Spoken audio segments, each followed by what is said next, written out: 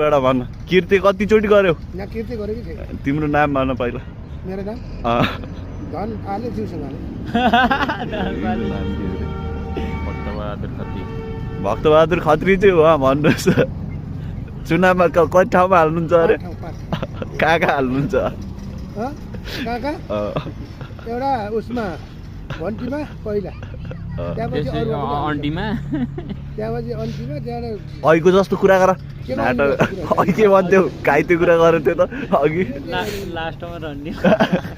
3 ठाउँमा भोट हाल्छु भने निले ल भन किनभने यहाँ हालिन्छ 1 बढी चाहिँ अर्को 2 चेपाङ गइन्छ 3 ठाउँ अनिवार्य हो भोट 3 ठाउँबाट हाल्नुहुन्छ तपाईले जे ल उहाँ हुनुहुन्छ हाम्रो प्योर नेपाली बा भक्तबहादुर खत्री नेपाली कांग्रेस भन् नेपाली बा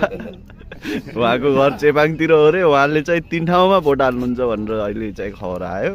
शेरबहादुर देवकोटा ढलिसक्यो उहाँको